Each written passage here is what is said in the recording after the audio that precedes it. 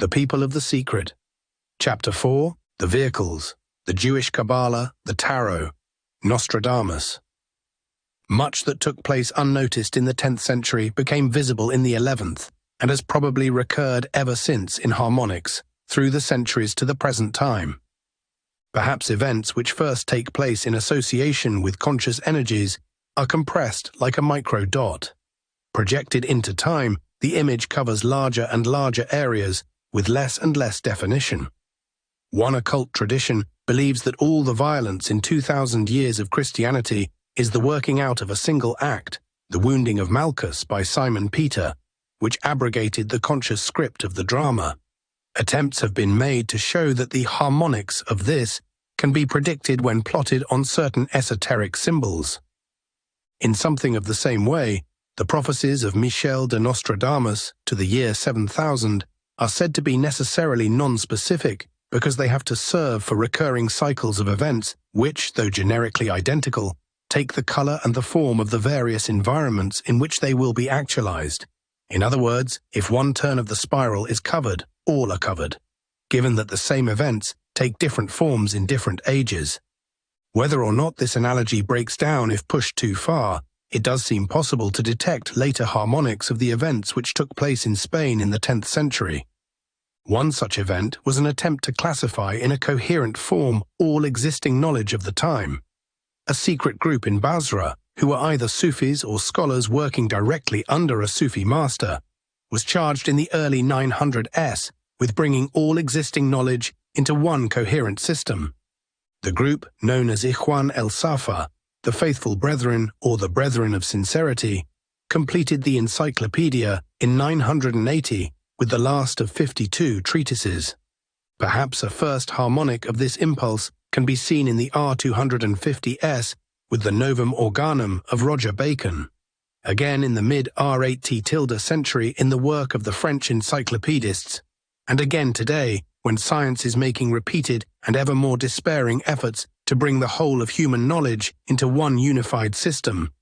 The Cabbala was introduced into Europe around the year 1000 and has probably been behind recurring events of a certain kind, century after century. The last was as recent as the beginning of the First World, when Kabbalistic societies like Ordo Templi Orientis, Licht Liebe Leben, and their English counterpart, the Golden Dawn, exercised an important though wholly masked effect on literature, science, and politics. The privately printed Vision of W.B. Yeats leaves little doubt that the Cabbala was still a practical instrument for trembling the veil well into the age of the aeroplane. Another example of the stone in the pool of ether, which sends ripples through time, may be the troubadours of the R2 the century. Their relationship to the hippies of the 20th is obvious. Both are involved in a wandering existence. Both strum their stringed instruments. Both sing a strange version of the love theme. Both are associated with some strange hint of non-sensory experience. And both are at odds with the orthodoxy of the day. The Encyclopedia of the Brethren of Sincerity was brought to Spain from Basra the first half of the 11th century, either by a Sufi known as the Madridian, El Madriti, whose specialty was astronomy, or by his pupil E.I. Kamani. Although from its origins the encyclopedia material was certainly concerned with the inner development of man, the initial concern of those who commissioned it and arranged the work was probably to provide raw material on which natural science could develop in Europe. In the next century, E.I. Madriti's work, based on the encyclopedia material, was translated into Latin by Adelard of Bath, regarded as Europe's first Arabist and the precursor of Roger Bacon. Adelard was one of a number of native Europeans of exceptional quality who performed the second stage of injecting learning into the West. This group, known as the Translators, may be seen as a second stage of the original school. At this second degree, the members probably know a great deal. They may know the nature of the original operation in the great work, and feel an overwhelming sense of duty and devotion to carry it on. Probably they do not know the secrets of the original group, and the practical work of inner development may now be shading into the theoretical. This increasing mechanicalness is probably inevitable in the nature of time, and it may even be used by the conscious men of the original school as an instrument which ensures inevitable, though increasingly dilute, transmission. Such transmission is probably subject to an inverse law and at the 10th or 100th harmonic may manifest simply as a blind urgency to propagate without reference to purpose at all. Something of this sort may obtain in the door-to-door canvases of Christianity at the present time. The translators formed round the person of Raymond I, died 1151, in association with the Christian Jew Domenico Gundesalvo, Archdeacon of Segovia. It is interesting that although Spain was being reconquered from the Muslims and Toledo itself had been retaken in 1085, the atmosphere of art, learning and religion associated with the Muslim occupation was so intense that work like that of the translators' school could continue in spite of a total inversion of the religious and political externals. Arabs, Jews and Christians could apparently live and work side by side. At the translators' school, the whole Aristotelian corpus was translated from Arabic into Latin, followed by translations of the Islamic and Jewish philosophers El-Kindi, El-Farabi, El-Battani, Avicenna, Ben-Gabirol and E.I. Ghazali. Farabi is the Neo-Platonist, whose treatise on music contains the germ of the idea of logarithms. Outstanding at the translators' school was Adelard of Bath, died 1142. He had studied at Tours and Lyon, and had then been drawn in a circuitous route, which is a familiar pattern in such affairs, to Sicily, Syria and Palestine. In Spain he rendered into Latin the work of El Madriti and the astronomical tables of Khwarizmi of Central Asia, which included values for trigonometrical sines and tangents. It is salutary to realize that the bases of space-age rocket trajectories were being laid in Toledo 800 years ago by men whose names are barely known to the scientists of today. Adelard gave a mathematical proof that total vacuum was impossible. He published a dialogue of 76 chapters, each treating of one aspect of the natural sciences, and he was probably responsible for a large number of scientific papers under the pseudonym of Magister A. The fact that learning was becoming available in Europe's common second language drew more and more scholars to Toledo and Cordoba. They came to learn to assist and to disseminate. The English contingent, apart from Adelard, included Robert of Chester, credited with releasing alchemy into Europe in 1144, and Daniel Morley, who described his journey as going to the wiser masters of the world. Although ignored or ridiculed by materialist science today, the importance of alchemy is probably very great, not only in its external, and perhaps almost accidental effect of siring experimental chemistry, but in another aspect as a reservoir of spiritual force, wholly unsuspected in external judgment. From Italy, Plato of Tivoli, John Brassica and Gerard of Cremona came to Toledo, studied and either stayed to help or went home with the learning to distribute. Gerard, who came to seek Ptolemy's Almagest, first translated by Al-Hajjaj in 829. 830, never returned home. He died in Toledo in 1187, having made 71 major translations. Others who made the pilgrimage and contributed to the scatter of learning were Henry Bate, Rudolph of Bruges, and Hermann of Carinthia, who took Arab astronomy to the Balkans. Other notables included emissaries from the school of Chartres and Peter the Venerable, Abbot of Cluny, who commissioned a translation of the Quran from Robert of Ketton. Arab medicine was studied at Salerno, which had been a medical school since the 10th century, when Constantine the African had translated Greek and Arab texts. It was founded under the Saracens by 4 masters, a Latin, a Greek, a Jew and a Saracen. Montpellier in the south of France was another centre, where East was meeting West. Like Toledo, it had a mixed population of Arabs, Jews and Christians. Here, as at Salerno, medicine was the chief specialty. About the year 1000, the Cabbala became available in the West. There is no occult school, no mystic, no magician who has not been influenced by the Cabbala. It is the backdrop to every secret tradition in Europe. Its theory has influenced Western philosophy, and its practice has been responsible for a whole range of mysterious people who flit in and out of history and folklore, all defying classification, but all causing a strange disturbing echo in the European subconscious. It is almost always assumed today that the Cabbala is uniquely Jewish, the secret signature of the Jewish race. Though, as a partly written, partly oral transmission, it is likely to be distorted, it is regarded as an altogether exceptional survival from the past and the essential expression of the Jewish spirit. It is believed that the Jews obtained it from some secret source which had preserved objective knowledge, and that the survival of the Jews, their influence on the world, and the extent to which they are supposed to be different, all derive from their mysterious inheritance of the Cabbala.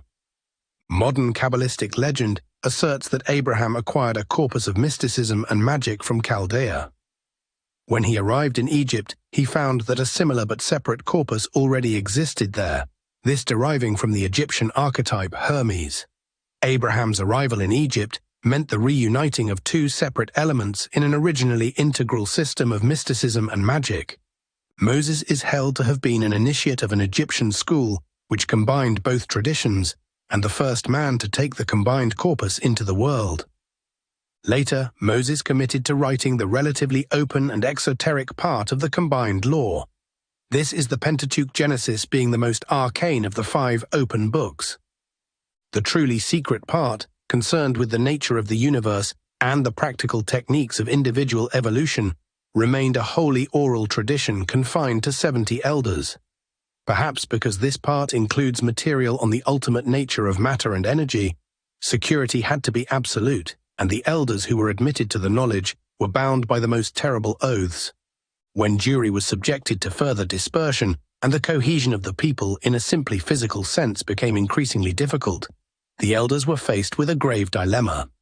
They realized that the body of real knowledge, of which they were the custodians, was in danger of being lost. The dilution and dispersal of the people preventing continued transmission in any ordered fashion.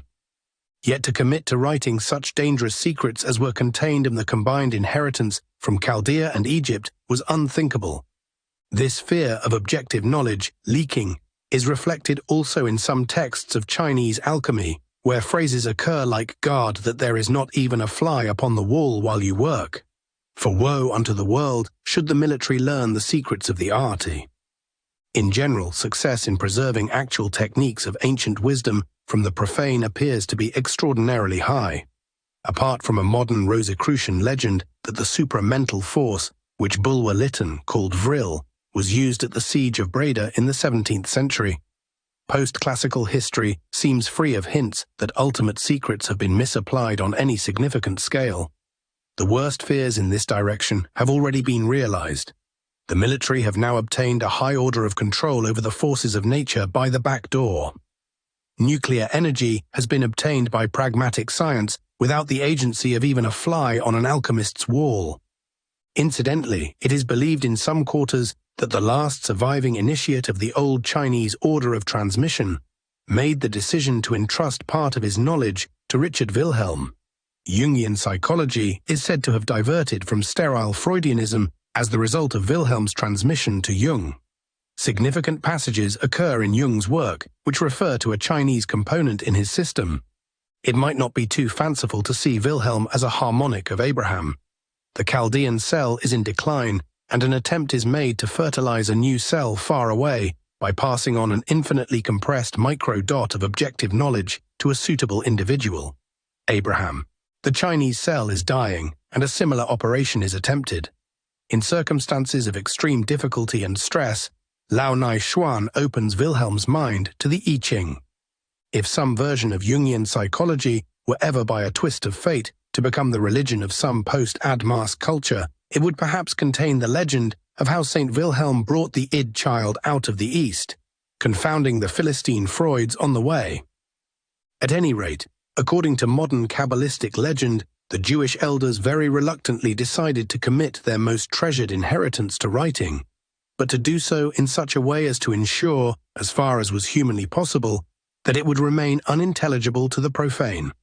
Even this was done in 3 degrees of secrecy, which have come down to the present time as the Sefer Yezirat, the Sefer HaZohar, and the Clavicles of Solomon.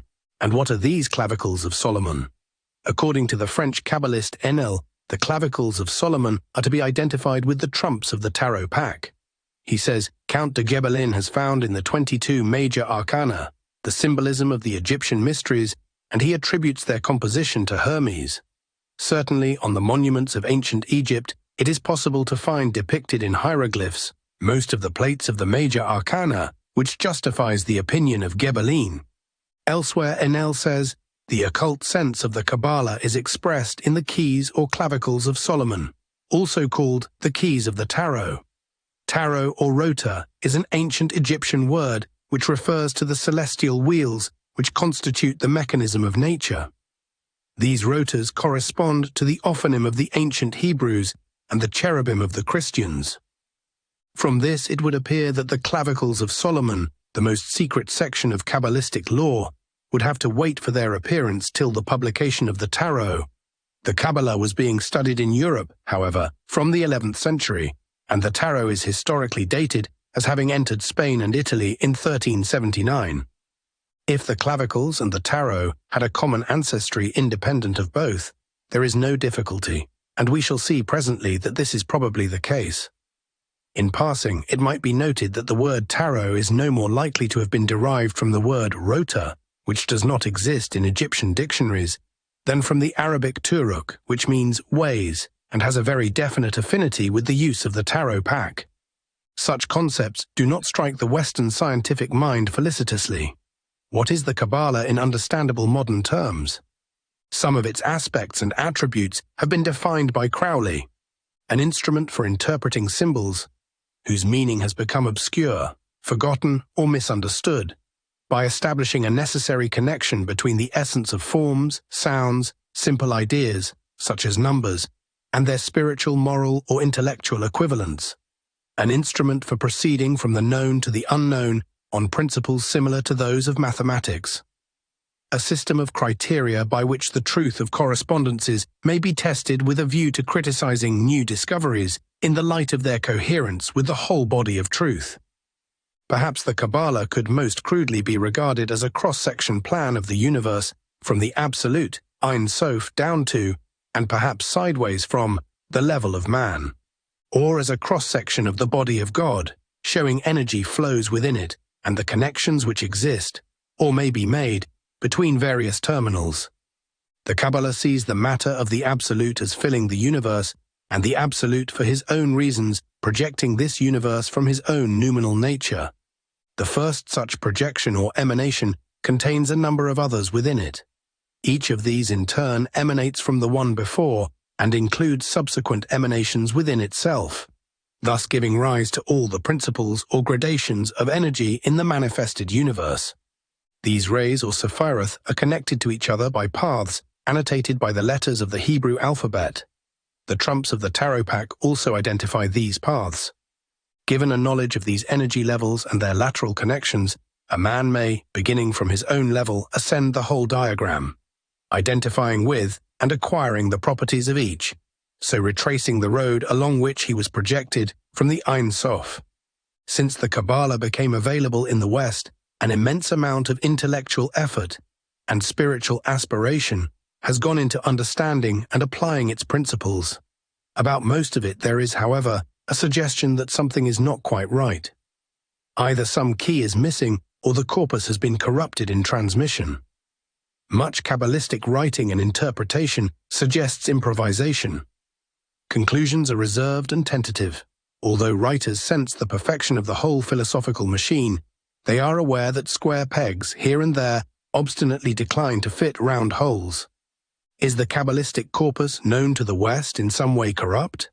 If this were so, it would not be a theoretical matter. Something like spiritual nuclear energy is probably involved in higher manipulations of the Cabbala, and it is obvious that if operations are based on an imperfect circuit diagram, errors may be disastrous. In the literature of the subject, there is more than a hint that some operations have been disastrous, and though not visible as such, disastrous nevertheless. Is there any evidence that the Cabbala of the West is corrupt? We have seen that the Kabbalistic tradition itself attributes the Cabbala's origins to an amalgam. Two separate, though similar expressions of an ancient objective science came together. In a wholly oral transmission, later reluctantly written down in cipher, the version of this known in the West appeared mysteriously around AD 1000. Where did 1T come from? Incredibly, it would appear that it did not originate in a Jewish source at all, but in a Sufic one. The accepted modern authority on Jewry, the Jewish Encyclopedia, declares that it came from Basra as one of the treatises composing the Encyclopedia of the Faithful Brethren, published in 980. The statement seems unequivocal. The Faithful Brothers of Basra originated the 8 elements which form God. Then perhaps comes the clue to all the square pegs and round holes that have followed.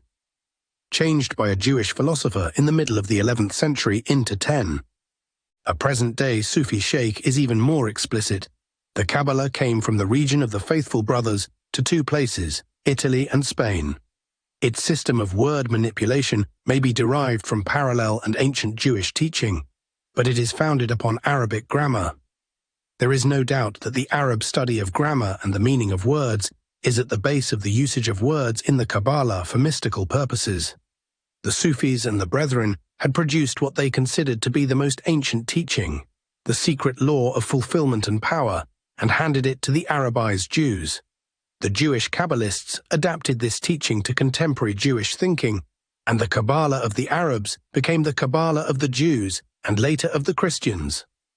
But the mystical schools of Sufism, which never regarded organized book knowledge as a sufficient source, continued to ally practice of the Sufic rites with the essentials of the old Cabbala teaching. And elsewhere, the alteration of basic Kabbalism from 8 elements to 10 deprived the Western development of the system of a great deal of its meaning and usefulness. Hebrew and Christian Cabbala literature later than the 12th century is therefore only of partial meaning. This includes all aspects of the Cabbala, often elements as distinct from the 8 Cabbala.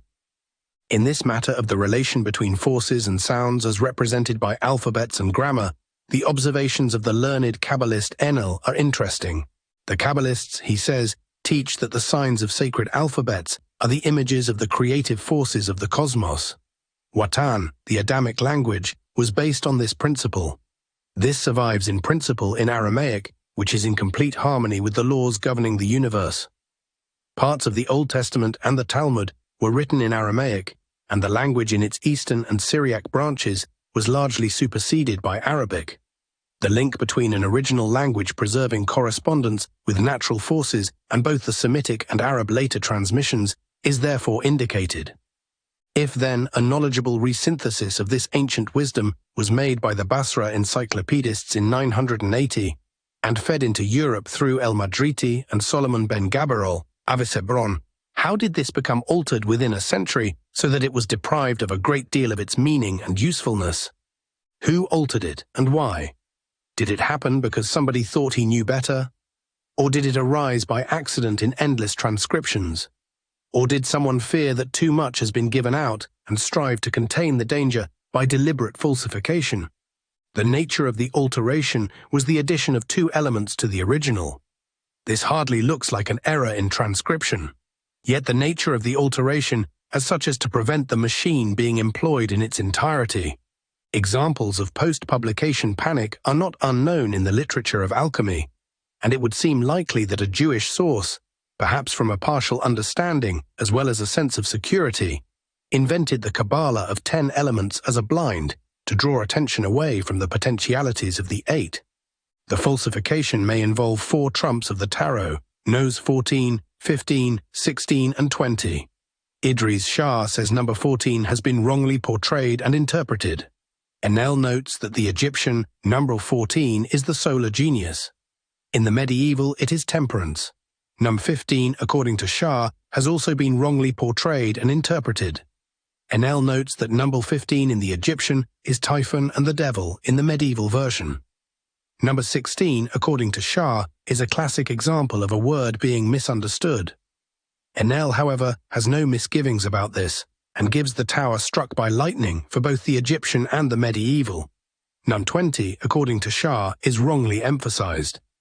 Enel notes that this trump in the Egyptian is the awakening of the dead. In the medieval tarot, it is judgment. Astronomy, trigonometry, music, chemistry, alchemy, and the Cabbala, all, it would seem, dripped into the veins of a Europe still almost completely unconscious after the sleep of the Dark Ages. The transfusion took place in Spain from Saracen sources in the 11th and 12th centuries. Our submission is that this was not by chance. It was not an accidental drift, concentration and redistribution of random material from the past, but a purposeful operation planned at a hidden level and executed at a lower level to produce a calculated effect, the awakening of Europe.